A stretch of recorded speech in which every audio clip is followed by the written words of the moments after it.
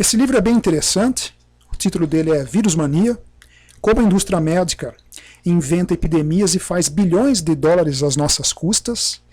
Ele foi escrito pelo jornalista Thorsten Engelbrecht, especialista na área médica, né? Pelo Dr. Klaus Conlin, e ele tem prefácios de um dos maiores criadores da área da virologia, o Dr. Etienne de Harven, falecido ano passado, e o Dr. Joachim Mutter, são professores universitários, pesquisadores da área médica desse campo, da virologia e epidemias em geral. O livro tem 1.100 referências científicas, então à medida que eu for lendo aqui a sinopse e os prefácios do livro para motivá-los a dar uma olhada nesse material, eu não diria que isso daqui seria a porta de entrada para entender este mundo obscuro e sujo dessa área da saúde, porque o tema é um pouco complexo, a gente teria que rever alguns conceitos lá na biologia antes disso, mas é uma leitura muito interessante para a gente estar vendo. Como eu falei, a primeira edição desse livro foi em 2006 na Alemanha, na língua inglesa foi a partir de 2007. E vamos dar uma olhadinha na sinopse dele. Uma varredura diária das notícias nos dá a impressão de que o mundo é constantemente invadido por novas e horríveis epidemias de vírus.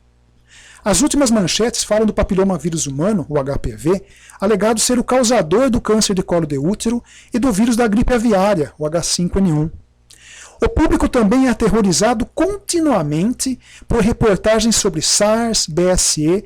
BSE é a doença da vaca louca, tá? Encefalopatia espongiforme bovina. Hepatite C, AIDS, ebola, poliomielite. No entanto, esse caos dos vírus ignora fatos científicos muito básicos, a existência, a patogenicidade e os efeitos mortais desses agentes que nunca foram comprovados. As instituições médicas e seus acólitos leais, como a mídia de massa, afirmam que essa evidência foi produzida, mas essas alegações são altamente questionáveis, porque a medicina moderna se afastou dos métodos diretos de comprovação de vírus e usa ferramentas indiretas e duvidosas para provar a existência dos vírus, tais como testes de anticorpos e a PCR, né, que é a reação em cadeia da polimerase. Os autores do livro mostram que esses supostos vírus contagiosos são, de fato, partículas produzidas pelas próprias células como consequência de fatores estressantes, tais como drogas e toxinas. Essa daqui também é conhecida como teoria dos exossomos, né, por alguns outros pesquisadores do tema. Há pontos em comum acordo, há pontos de divergência aqui, então seria interessante que todos tomassem conhecimento desses aspectos também, né? Essas partículas são identificadas pelos testes de anticorpos e pela PCR e então interpretados como sendo vírus causadores de epidemia pelos profissionais que disseminam isso há mais de 100 anos, defendendo a teoria de que os micróbios são mortais e apenas medicamentos e vacinas modernas nos protegerão das pandemias virais. O objetivo central deste livro é direcionar a discussão para um verdadeiro debate científico e colocar a medicina de volta no caminho de uma análise imparcial dos fatos.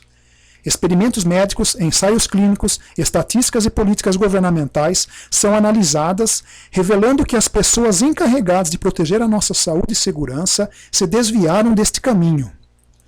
São analisadas todas as possíveis causas de doenças, como medicamentos, estilo de vida, drogas, pesticidas, metais tóxicos, poluição, estresse e alimentos processados, além de geneticamente modificados. Tudo isso pode danificar massivamente nossos organismos e os animais e até matar. São exatamente esses fatores que geralmente prevalecem onde as vítimas desses supostos vírus vivem e trabalham. Todas essas alegações são fundamentadas em citações de dezenas de cientistas renomados, alguns até laureados com o prêmio Nobel, como Carey Mullis, Barbara McClintock, Walter Gilbert, Sir Frank McLean Burnett e o microbiologista vencedor do prêmio Pulitzer, René Dubos. O livro apresenta aproximadamente 1.100 referências científicas pertinentes, a maioria das quais foram publicadas recentemente. Bom, esse recentemente é em 2006, né, que foi a data do lançamento do livro. Atualmente temos muito mais evidências e pesquisas. O tópico desse livro é de importância crucial. As empresas farmacêuticas e seus pesquisadores arrecadam enormes somas de dinheiro atacando germes e a mídia aumenta a audiência com a circulação de reportagens sensacionalistas. A população paga o preço mais caro de todos, sem conseguir o que merece e mais precisa para manter sua saúde: o esclarecimento sobre as verdadeiras causas e necessidades na prevenção e cura das doenças.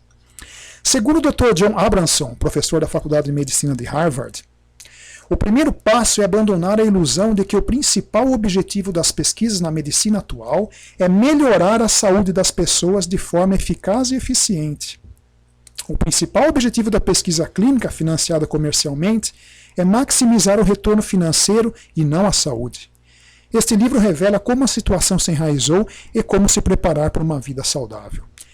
Vamos ver o primeiro prefácio do livro, escrito por um dos maiores pesquisadores e fundadores da área da virologia, o professor Dr. Etienne de Harvard,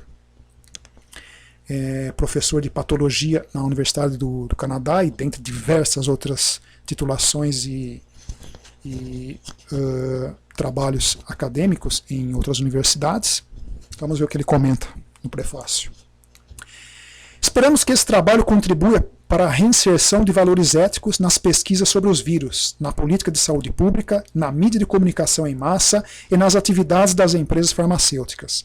A corrupção nas pesquisas é um fenômeno generalizado e atualmente encontrado em muitos problemas de saúde supostamente contagiosos, que variam da AIDS à hepatite C, a doença da vaca louca, a SARS, a gripe aviária e nas práticas atuais de vacinação. Nos estudos dessas patologias distintas, as pesquisas científicas com vírus e prions por causa que a doença da vaca louca é alegado ser causada por prions, são partículas proteicas infecciosas, tomam uma via errada e seguem o mesmo caminho sistemático. Esse caminho inclui várias etapas: inventar o risco de uma epidemia desastrosa, incriminar um patógeno indescritível, ignorar as causas alternativas, manipular a epidemiologia com doenças não verificáveis, tudo para maximizar a falsa percepção de uma catástrofe iminente e, posteriormente, uma promissora salvação com vacinas. Isso garante grandes retornos financeiros, simplesmente porque ativa o fator mais poderoso no processo de tomada de decisão do ser humano: o medo. Não estamos testemunhando epidemias virais, estamos testemunhando epidemias de medo. Os meios de comunicação e a indústria farmacêutica são os responsáveis em maior parte por amplificar esses medos. Medos que sempre acabam inflamando fantasticamente negócios muito lucrativos. As hipóteses levantadas pelos estudos que cobrem essas áreas das pesquisas sobre vírus praticamente nunca são cientificamente validadas com controles apropriados. Em vez disso, elas são estabelecidas por consenso, isto é, rapidamente remodelado em um dogma, perpetuado eficientemente pela mídia, de maneira quase que religiosa, garantindo que o financiamento das pesquisas seja restrito somente a projetos que apoiem o dogma criado, excluindo as pesquisas de hipóteses alternativas. Uma ferramenta importante para manter as vozes dissidentes fora do debate é a censura em vários níveis, desde a mídia popular até as publicações científicas. Não aprendemos bem com as experiências passadas. Ainda existem muitas questões sem resposta sobre as causas da epidemia da gripe espanhola de 1918 e sobre o papel dos vírus na poliomielite na Segunda Guerra Mundial e a questão da neurotoxicidade do DDT. Essas epidemias atuais deveriam abrir nossas mentes para análises mais críticas. Pasteur e Koch construíram uma compreensão sobre as infecções aplicáveis a várias doenças bacterianas. Mas isso foi antes que os primeiros vírus fossem descobertos. Transferir esses princípios sobre as infecções bacterianas para as infecções virais foi muito tentador, mas não deveria ter sido feito sem prestar atenção aos inúmeros fatores de risco como as toxinas ambientais, toxicidade de medicamentos, questões de deficiência nutricional, entre outras. Os programas de pesquisa sobre hepatite C, BSE, SARS, gripe aviária e todas as políticas de vacinação atual foram desenvolvidos com a mesma lógica, a de maximizar lucros financeiros. Sempre que tentamos entender como algumas políticas terapêuticas altamente questionáveis foram recomendadas nos mais altos níveis das autoridades de saúde pública, como a OMS, o CDC, o RKA, entre outras, frequentemente descobrimos conflitos de interesse ou a falta de estudos controlados e sempre uma estrita rejeição a qualquer debate aberto com cientistas competentes apresentando visões diferentes sobre os processos patológicos.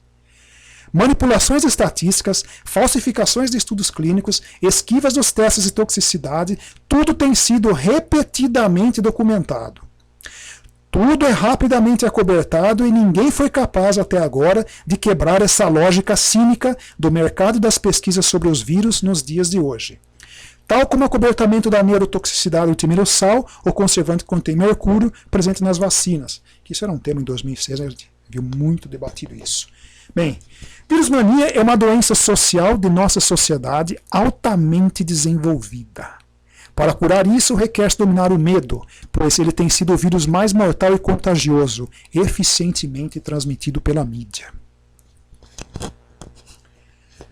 Então esse é o prefácio do Dr. Etienne de Harvey, patologista da Universidade de Toronto, né, que faleceu ano passado, infelizmente. Se ele estivesse vivo esse ano, seria interessante ver o que ele estaria comentando para nós sobre o que estamos experienciando. Né. O segundo prefácio do livro, escrito pelo Dr. Joachim Motter, me perdoem se a pronúncia está errada, é alemão também, ele é professor do Instituto de Medicina Ambiental e do Hospital de Epidemiologia da Universidade de Freiburg, na Alemanha. Então ele tem um prefácio bem curtinho. Há muitos dados científicos que comprovam que a maioria das epidemias apresentadas pela mídia como histórias de horror, como gripe aviária, AIDS, doença da vaca louca, hepatite C, etc., não existem realmente ou são muito menos graves do que se imagina. Em oposição, vários contaminantes tóxicos contidos nos medicamentos podem fazer emergir diversas outras patologias que aumentam exponencialmente sua incidência, como alergias, cânceres, autismo, déficit de atenção com hiperatividade, doenças autoimunes, doenças do sistema nervoso, etc. Bem, o livro ele possui 8 capítulos e um epílogo curto, relativamente, que comenta as alternativas saudáveis que nós devemos ter para nos mantermos livres dessas doenças. Né? Lembrando que são 322 páginas, é uma leitura um pouco pesada de alguns temas aí. Importante verificar as referências bibliográficas, que são centenas de artigos científicos, centenas, tá? E à medida que a gente for fazer a verificação dessas referências, é interessante aquele velho esqueminha, né? Então você pegou o artigo, você vai ver no PubMed, você está lendo o artigo, você vai ter um trabalho de interpretação, entendimento, e depois aproveita e dá uma olhadinha nos outros trabalhos desse mesmo grupo de pesquisadores que eles estão publicando atualmente, ou outras pesquisas deles, para estar mais inteirado do tema. Porque, infelizmente, o trabalho desse pessoal a gente não vai encontrar facilmente na mídia, ainda mais nos dias de hoje. Bem, uma boa leitura a todos, aqueles que se aventurarem pelo tema, e um bom dia.